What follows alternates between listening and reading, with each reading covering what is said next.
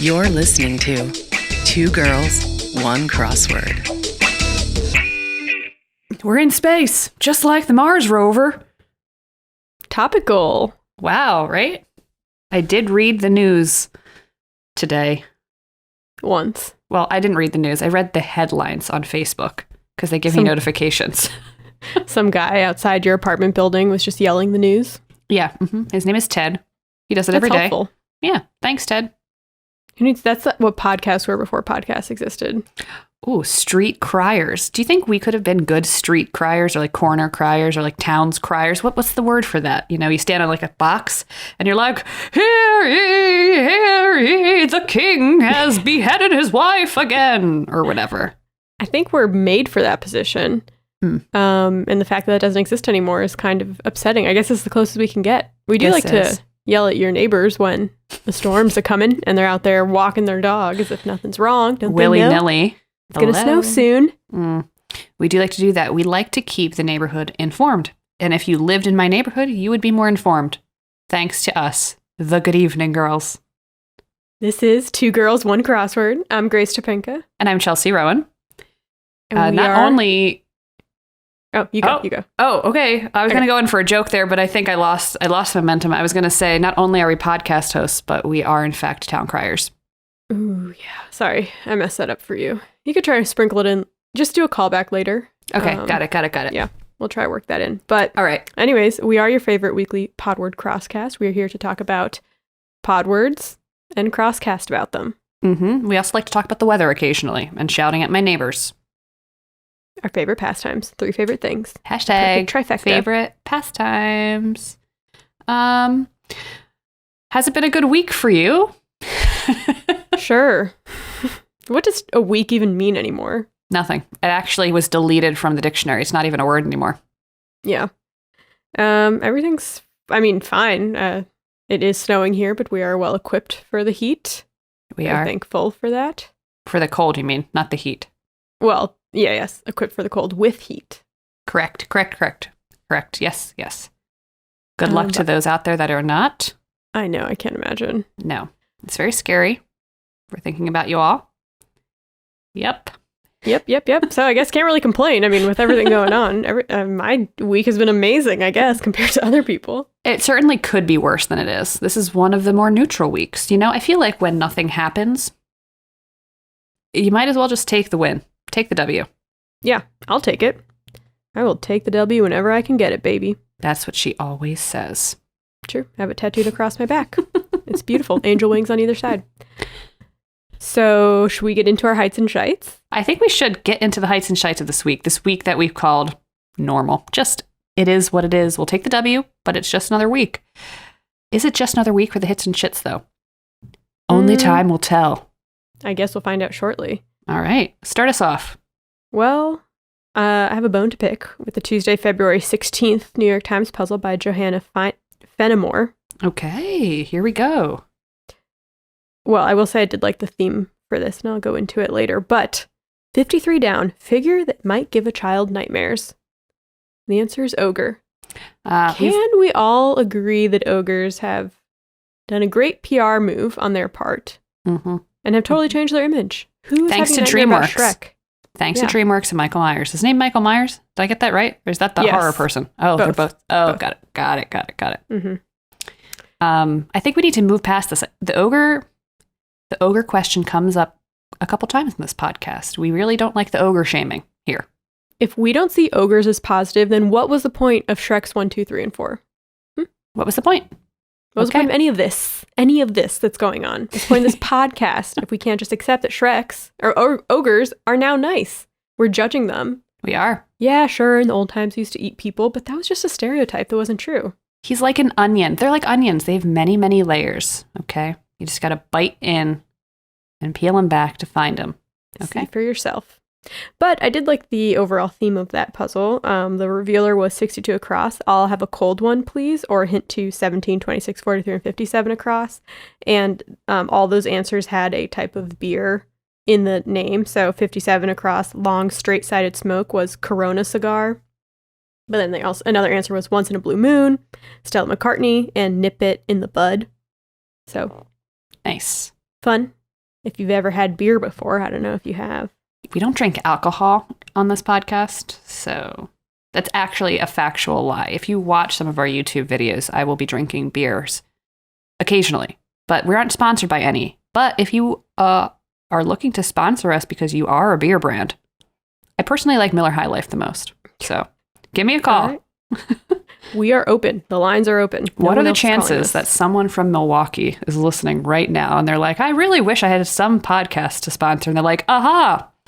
If that's you. Miller Lite does not need us. I hate to break it to you. Miller High Life, first of all. And second of all, you're right.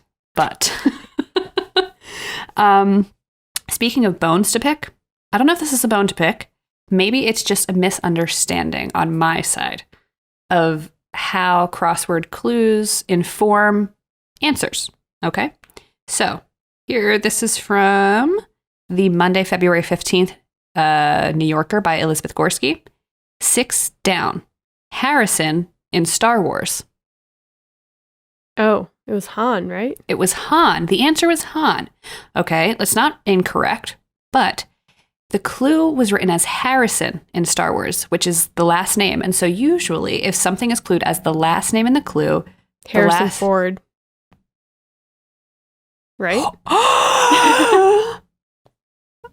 I was just caught out as being the stupidest human in the entire world on this podcast. You can choose if you want to keep that in or not. But I when I saw that, I did think that momentarily. Harrison is a very common last name as well. But yes, it is his first name. I'm probably going to cut this out, but I'll put it in the blooper reel. Because I feel like it's more of a blooper.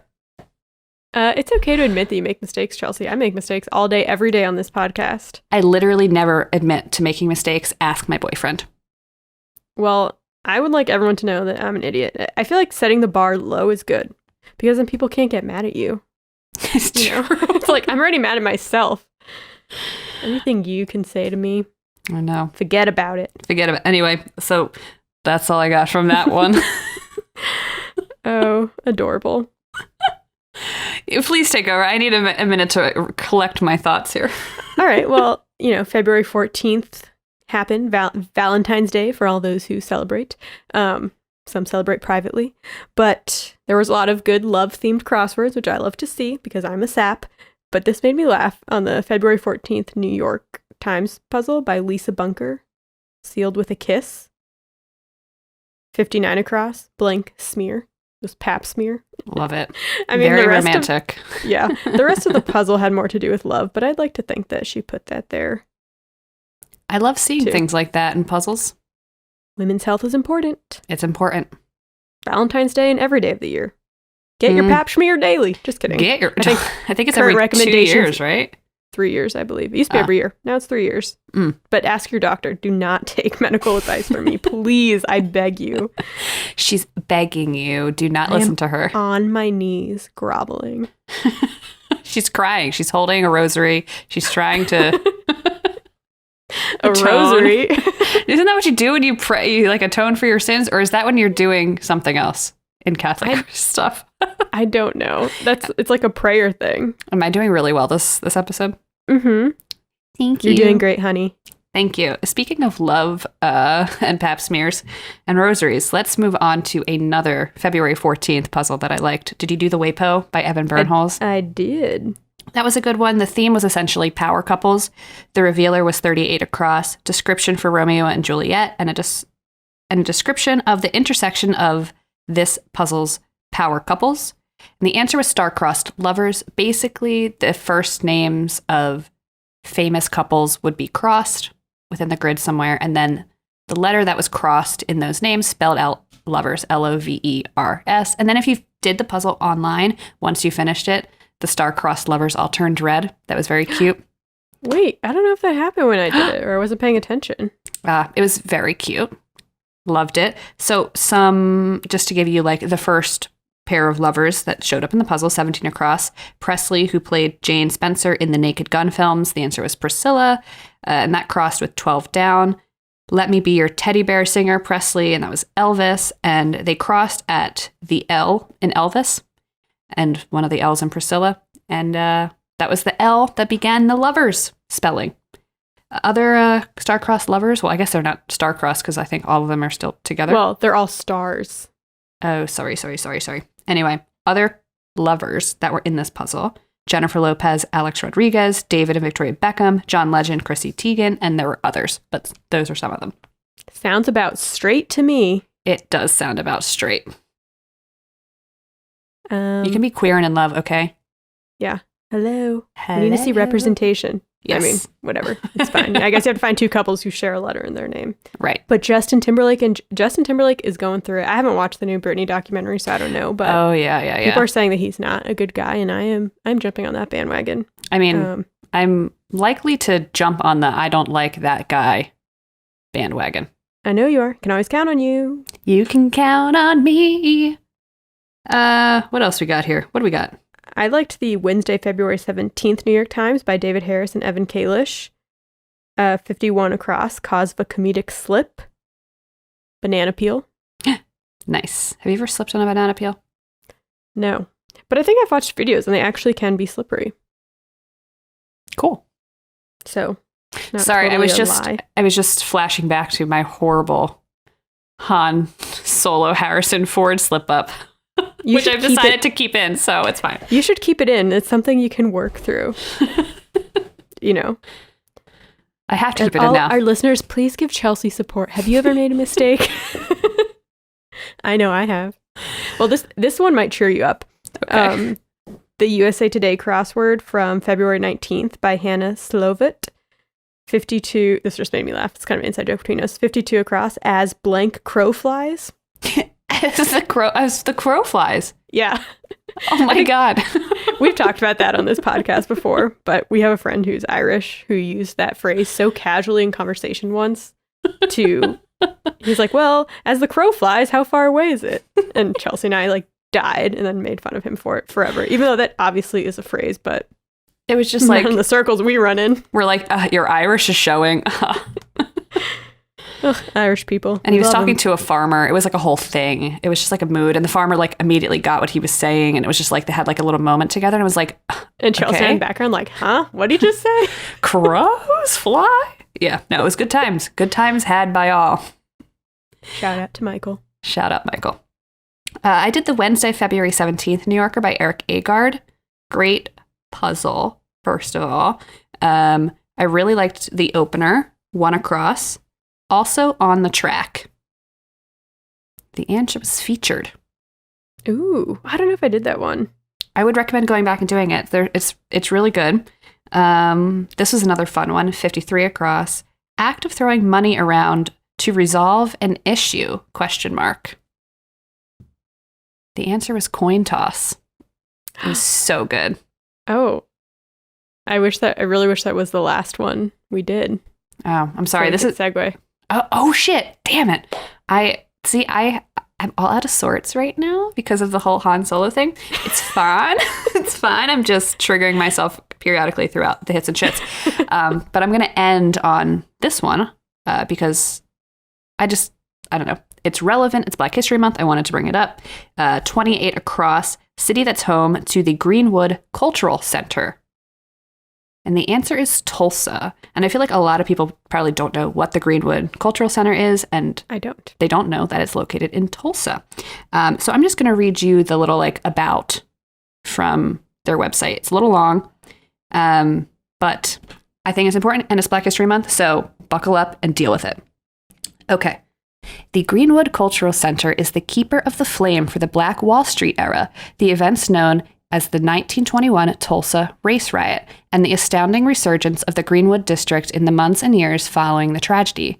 Dubbed America's Black Wall Street by none other than the noted author and educator Booker T. Washington, the 35-block Greenwood district surrounded the corner of Greenwood Avenue and Archer Street, became a prosperous center for black commerce in the early 1900s, a hotbed for jazz and blues, and the site where Count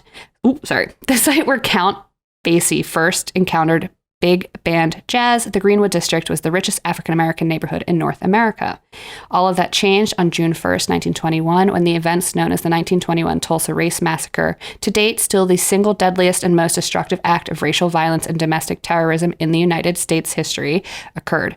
In less than 48 hours, more than 36 square blocks were burned to the ground, with more than 200 African-Americans murdered, more than 10,000 African-Americans left homeless, and more than 2,000 businesses destroyed, including churches, hospitals, grocery stores, and others.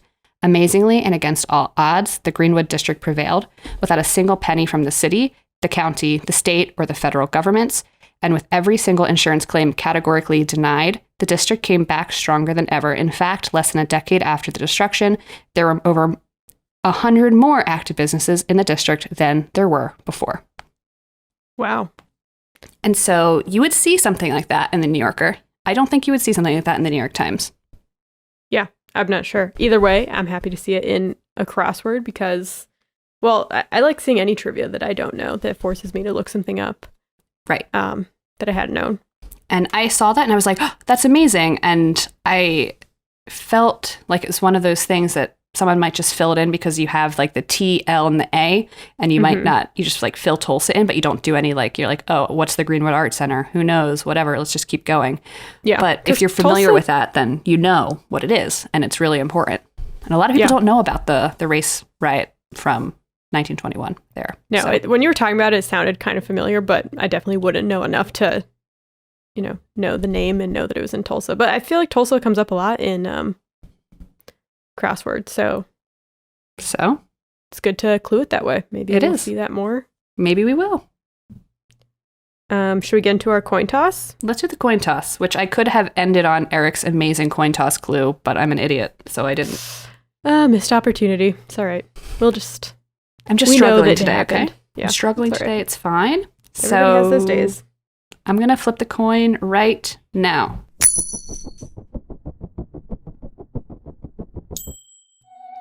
Tails. Little me? Little ol' her? Okay. What a day. You ready? Born ready. Maybe she's born with it. Maybe it's crippling anxiety because she fucked up Harrison Ford's name.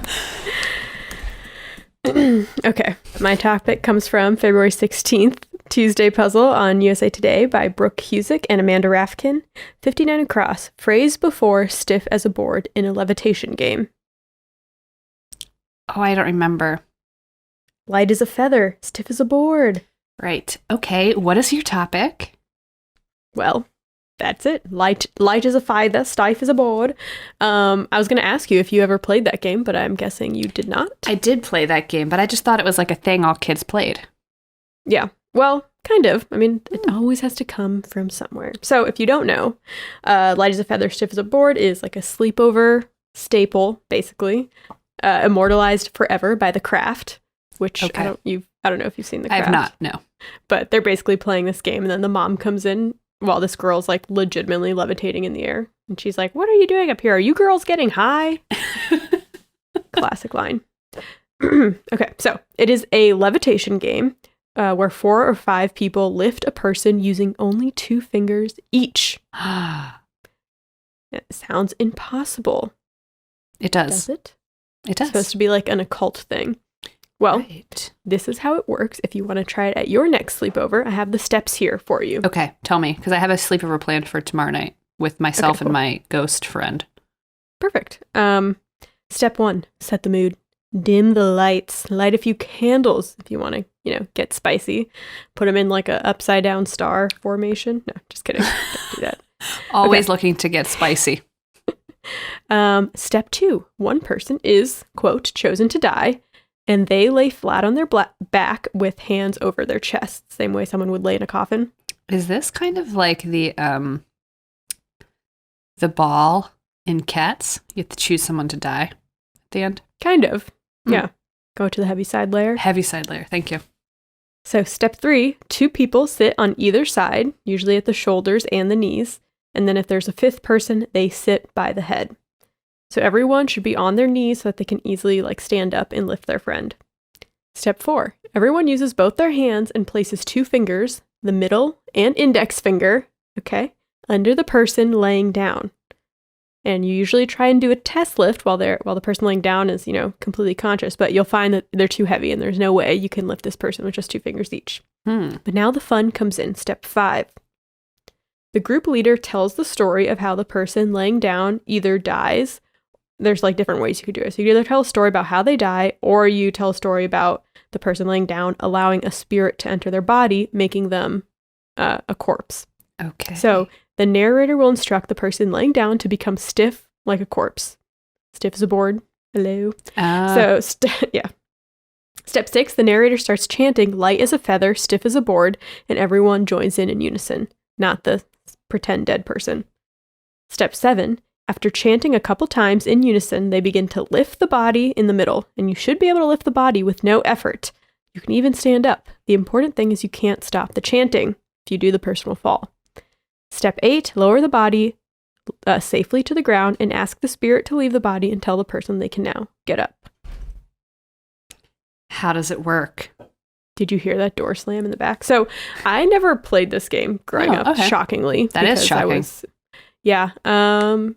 That shit scares me. There's no way I'm doing that in my own house. Would you do it at mine? Maybe. Okay, cool. Come on over. Same with like Ouija boards. I'll do a Ouija board at work, every week. She'll haunt the damn office, but she will not haunt her home. Don't take that shit home, okay?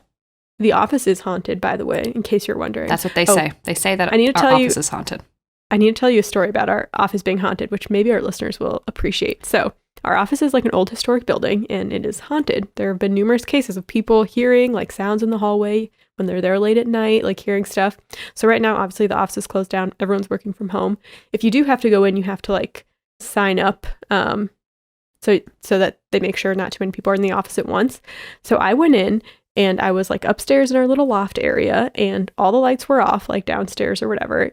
It was, when I got there, it was still bright, so I didn't need to turn the lights on. Mm-hmm. But I was starting to get there, it like got later than I thought I was going to stay. And I was talking to one of our tech guys on the phone because I was having some issues. And then I was like, hey, can you check to see if someone else was supposed to be in the building right now? Because I kept hearing like noises downstairs, like someone was there, but the lights weren't on. And he was like, I didn't tell him that. So I was like, is someone else in the office? And he's like, why? Do you hear stuff? And I was like, yes. And he's like, every time I'm there alone, I hear stuff too. And I always check to see if there's other people in the office. Then eventually I did see someone come in. I don't know if he had been there the whole time with the lights off, but just thought that was creepy. And like that the tech guy knew exactly what I was talking about because he also had been in the office so-called alone. That's basically the stories you hear from people that work in our office is those scary, like working late at night, and then you hear people whispering or like someone's walking in the hallway. I feel like somebody saw somebody once, maybe. Yeah. There's all types of stories. Mm-hmm. And I believe it. I don't like being there alone. I always feel like someone's watching me. I also don't like being there alone, but I think it's because there's like a real human there that's going to real-time murder me, not because I'm going to be haunted by a ghost. But that's just me. Yeah, I think in our office you're more likely to be haunted by a ghost. Cool. But anyways, back to light as feather, stiff as a board. Please. Quick detour there. But this game apparently actually works. A lot of people have Googled online, like, how does this work? How are we able to lift up this person using just 2 fingers? And apparently the reason why is because of physics. So shout out to physics. Love this. Ooh, do we have any science people that listen to our podcast? You want to come on and talk to us about physics of light as a feather, stiff as a board? Please do. So the lift doesn't work the first time because it's not coordinated. Everyone is like giggly. The supposed dead body person is kind of like loosey-goosey. They haven't stiffened up yet, whatever. So it feels like really heavy. It's dead weight, essentially. But the second time, everyone is focused on chanting and lifting at the same time, and the person that like makes their body stiff helps too. And then as for being able to do it using only your fingers, according to an article on lithium.com, people really underestimate their finger strength. The world record for the heaviest deadlift with a pinky finger is 242 pounds. That's crazy. That's crazy. Some people even do pull-ups with their pinkies.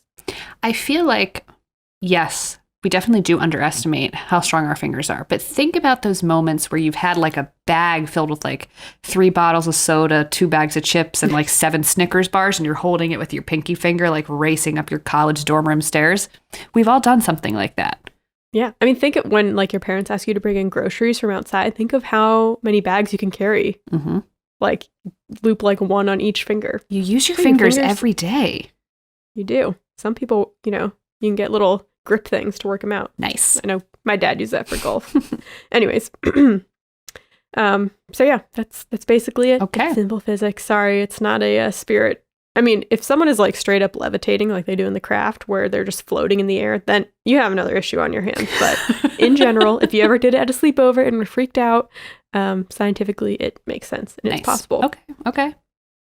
All right. So the article that mentioned that on lithium.com was called The Secret History of Light as Feather Stiff as a Board and was written by Emily Temple. So I'm going to get into some of the history of the game because she talks about it. Let's do it. So this game has been around for a long time, more than a few years. The earliest mentions of it is in The Diary of Samuel Pepys, written in the 1600s. Now, his name is spelled P-E-P-Y-S, but this author says it's pronounced Pepys, believe it or not. So Okay, fine. I'm going to keep saying that. Don't come for me if that's not true. But anyways, on an entry for July 31st, 1665, it's a long time ago, Pepys talks about a story told to him by Mr. Brisbane, quote, a good scholar and a sober man. This was not some, drunk just spinning tales. And this story that Mr. Brisbane told took place in Bordeaux, France. They were talking about spells and incantations, and Pepys writes, quote, Brisbane saw 4 little girls, very young ones, all kneeling, each of them upon one knee, and one begun the first line, whispering in the ear of the next, and the second to the third, and the third to the fourth, and she to the first. And the first began the second line, and so round quite through, and putting each one finger only to a boy that lay flat upon his back on the ground as if he was dead. At the end of the words, they did with their 4 fingers raise this boy as high as they could reach. So he saw them playing this game. Okay. The chant they were singing was, this is the English translation, here lies a dead body, stiff as a stick, cold as marble, light as a spirit, rise in the name of Jesus Christ. So religious. I love this. Yes. Now, Mr. Brisbane thought that this must be a trick. There's no way that these little girls could lift this boy up using only one finger. Oh, and by the way, I know in the steps I said you could use both hands, like 2 fingers on both hands. Sometimes it's just 2 fingers on one hand. So I don't know. Try it out. To and let each me their know own. how it works. Yeah. Anyways, Mr. Brisbane was like, there's no way these girls can be lifting this boy up. It's impossible. So he thought they were like doing a trick. So he challenged them to lift the cook of the house, who was, quote, a very lusty fellow. And lo and behold, the girls were able to lift him. Pepys said, quote, or writes, quote, this is one of the strangest things I ever heard, but he tells me it of his own knowledge, and I do heartily believe it to be true. I inquired of him whether the girls were Protestant or Catholic, and he told me they were Protestant, which made it the more strange to me. Oh my God, the French were insane. I'm sorry. Yeah, really. Everyone's insane, but the French at this time. Well, I guess, yeah, Catholics were more likely to be involved in some type of like mystical, yes, superstitious, witchcraft, black magic stuff. Yeah, at least that's what the Protestants thought. Yeah.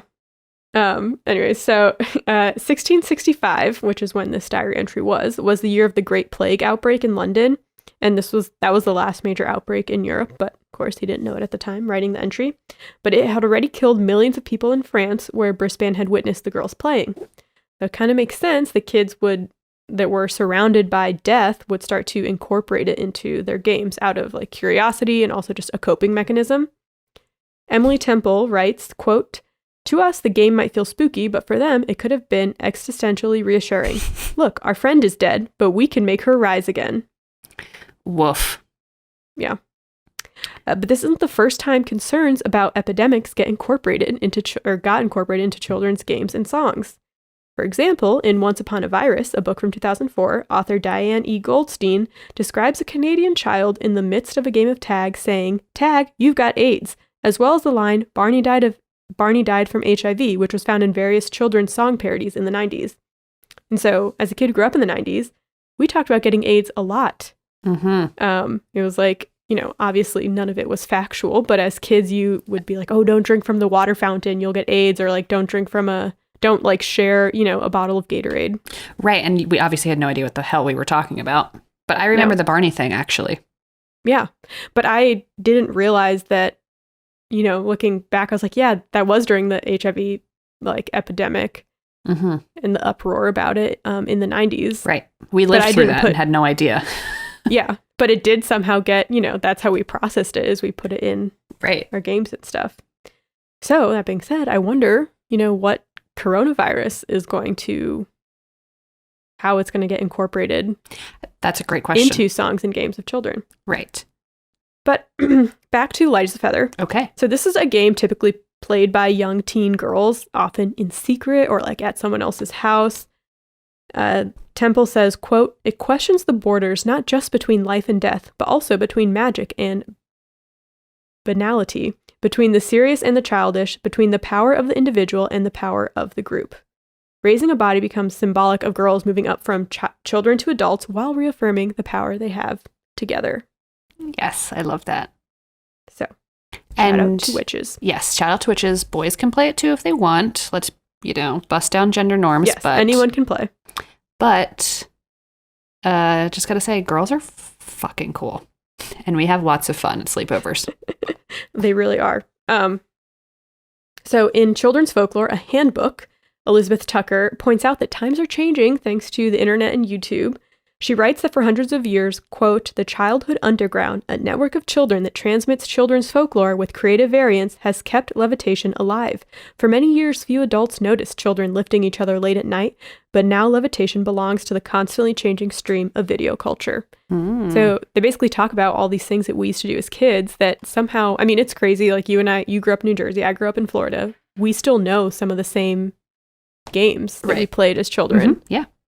Just passes along. Like the hand games that we had, like all the different, concentrate.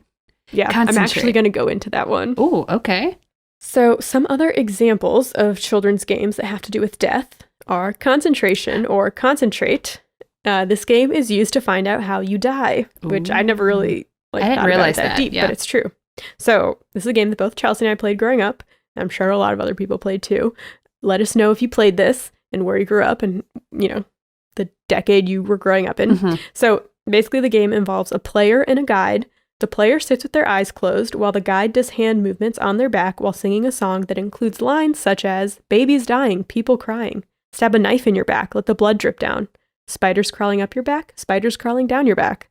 The game ends when the guide tells the player that they're jumping off a building and pushes on their back. Whatever color the player sees when they get pushed is how they die. Example, if they see green, then they fall in grass. If they see blue, then they drown, etc. Creepy. Very much so. Very much so. We played that game all the damn time. Yeah. It's it was like ASMR too. Before we knew what ASMR was. Yeah, because it comes with all these little, scritchy scratches you do on each other's backs. Mm-hmm. Okay, but next I want to talk about Bloody Mary. This one scared the crap out of me. This one's a little closer to Light as a Feather. It's a little scarier. So, yeah, this was scary too. I would never, oh my gosh, I was so scared. When I was little, at night, I would hate to flush the toilet in the bathroom because it scared me. Oh. So I would just leave it and then I would flush it in the morning. Hey, I would run. To this day, I still run up the basement stairs in my house because I'm just afraid of the dark down there. Yeah. And if there's a mirror, forget about it. Forget about it. Speaking of Bloody Mary, before you get into it, the first time I ever played it was in a hotel room in Hershey Park with other girls from my soccer team because we were there for a soccer tournament or something and everybody wanted to play it.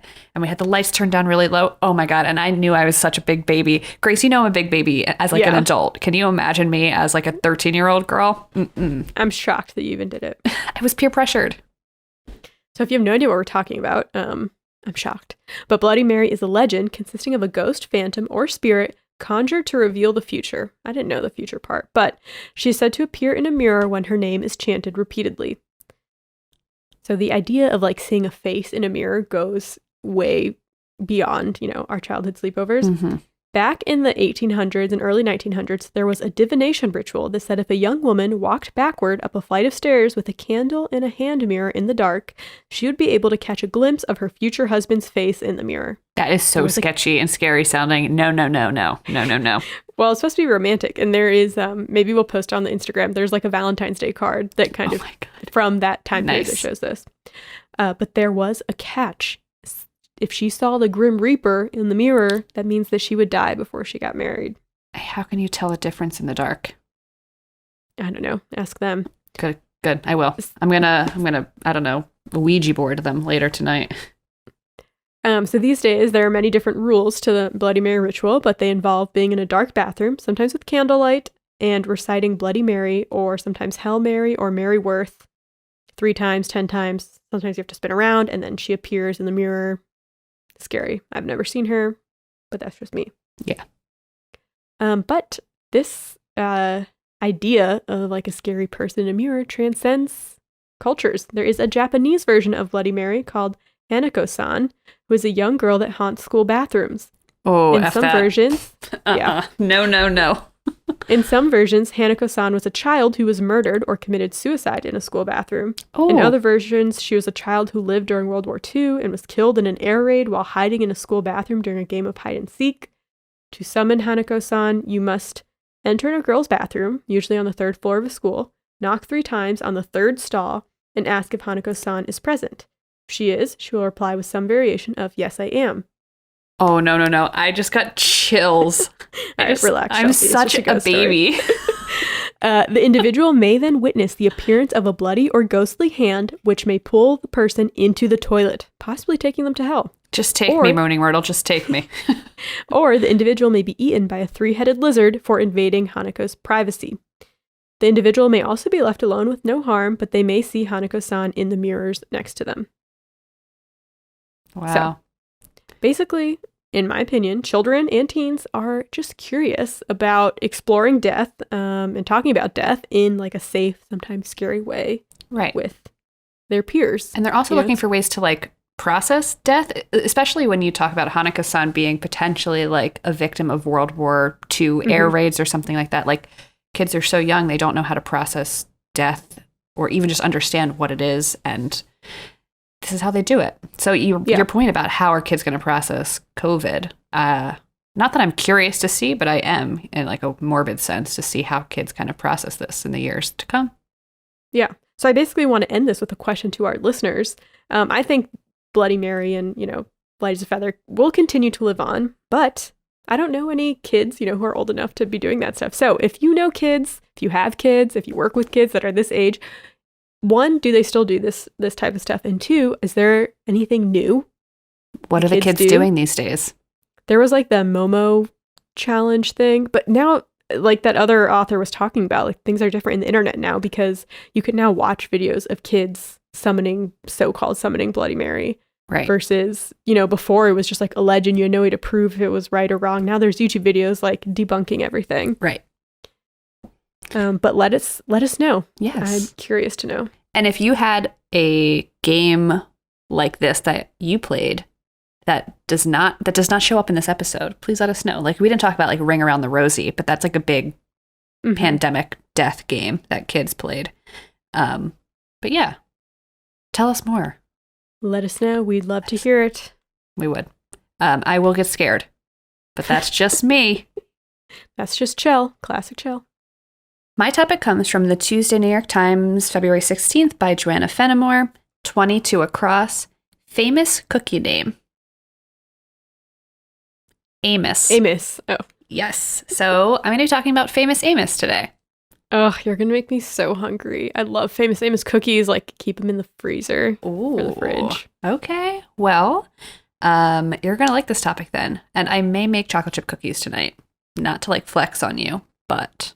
Okay, well, I can't. Maybe I'll order from Insomnia tonight. You should. Treat yourself. It's Friday. Screw it.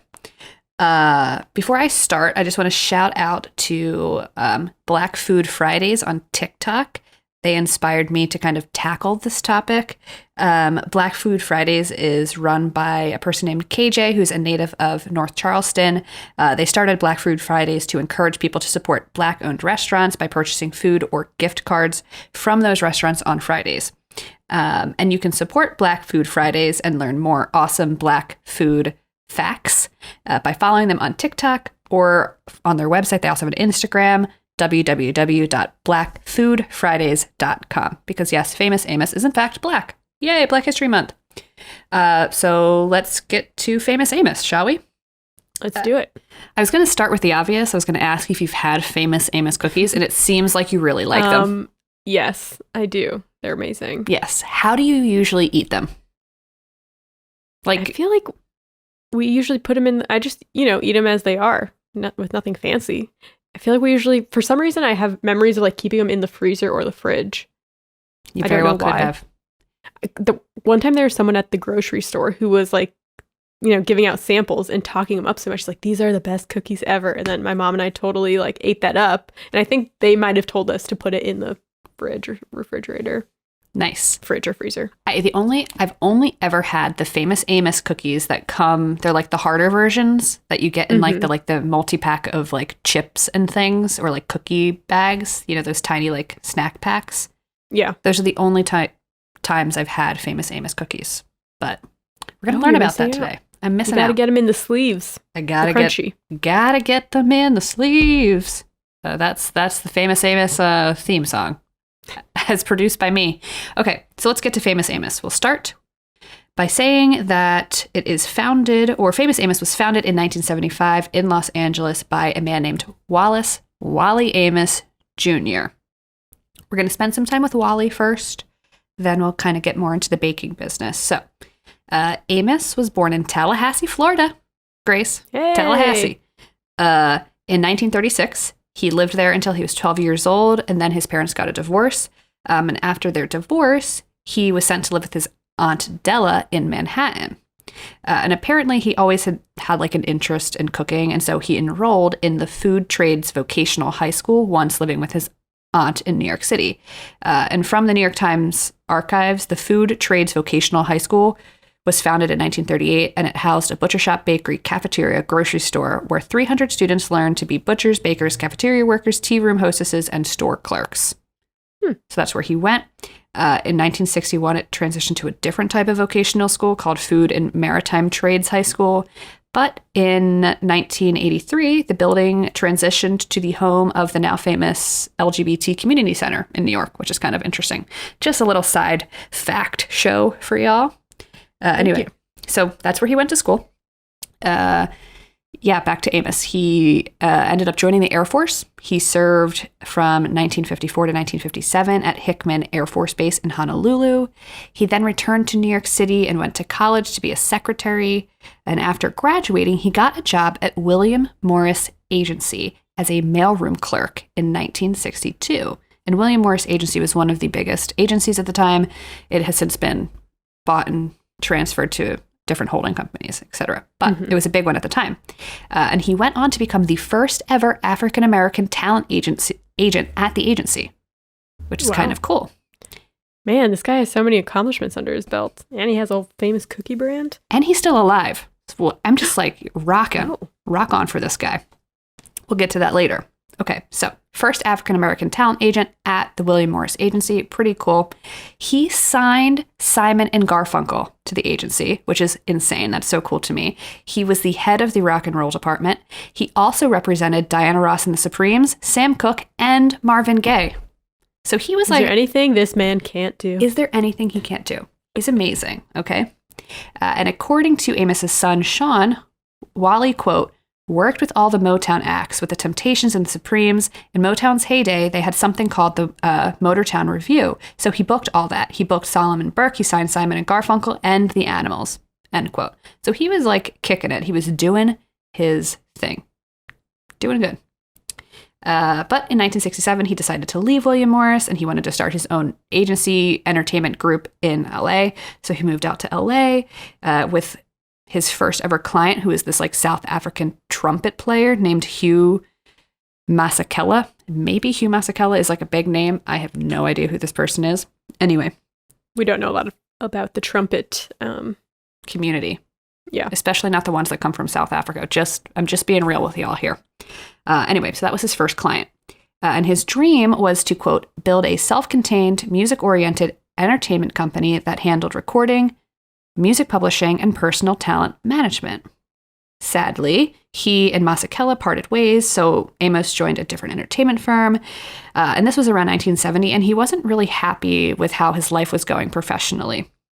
In his book, The Power in You, Amos writes that he began baking with his Aunt Della, and they baked cookies together. And he started baking his Aunt Della's cookies as a way to soothe his frustration with his life and his career.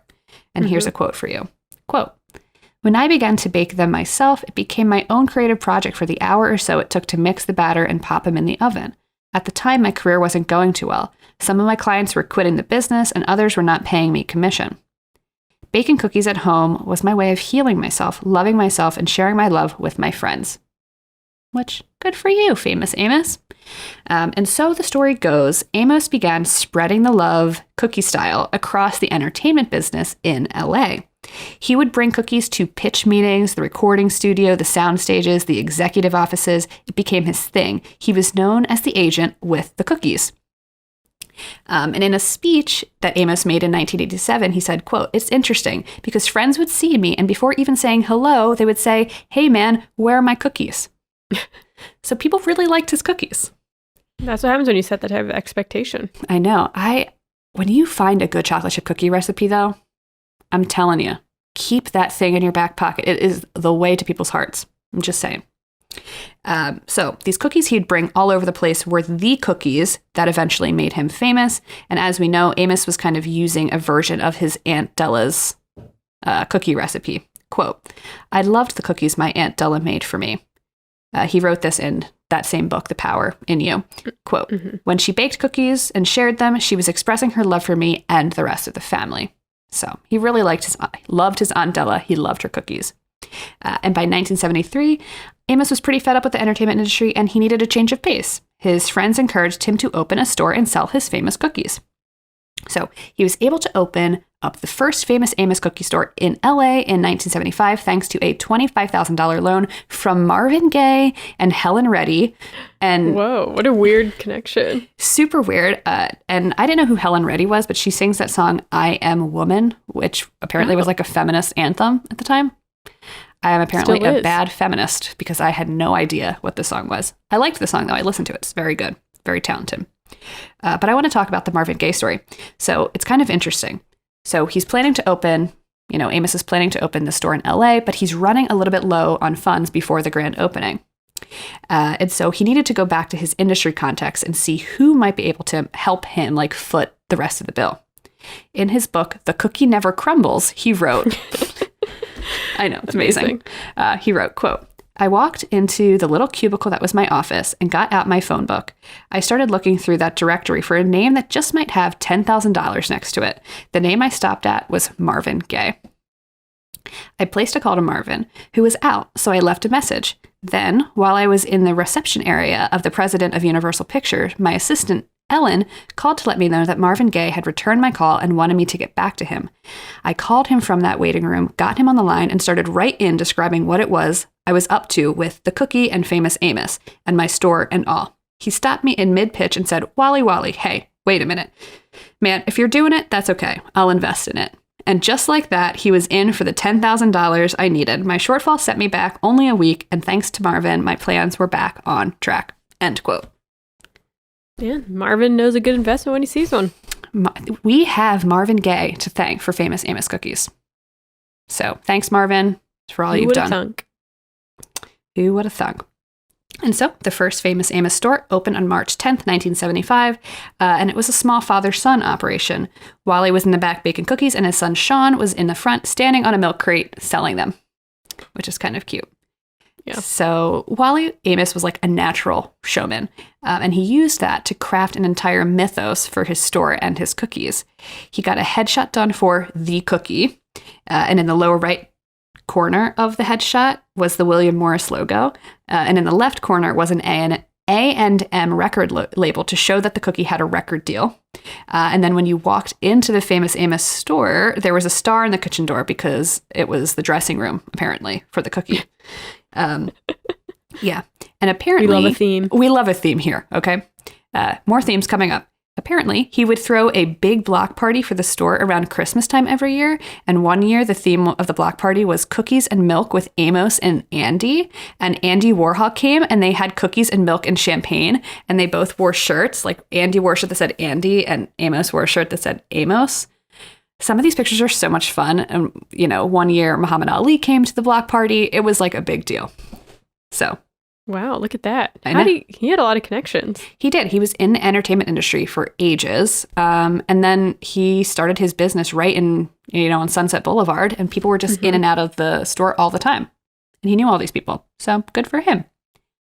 In the first year of the store being open, he sold $300,000 worth of cookies. So, okay. And then he had more than $1 million in sales in the second year. So he was doing good. Wow. Yep. Yeah, no kidding. By 1982, the company's revenue reached $12 million a year. So, damn. Yeah. The original packaging for Famous Amos cookies was like a round tin, right? You know, similar to those like blue cookie tins that you find in every grandparent's house like ever. I wonder actually though if kids like still find those cookie tins at grandparents' house now, because grandparents are like, you know, that younger, but they're different, you know? My mom doesn't have cookie tins. So maybe Lily would never know. I guess not. Sad. Yes, but instead of it being blue, the cookie tins were white. And there was like a big picture of a cookie on the front spinning on Amos's finger. And Amos was also on the tin, and he was wearing his trademark straw hat and a cotton shirt, button-up shirt. And so that was kind of like the packaging at the time. The cookies became so popular that they eventually branched out and started selling cookies in supermarkets.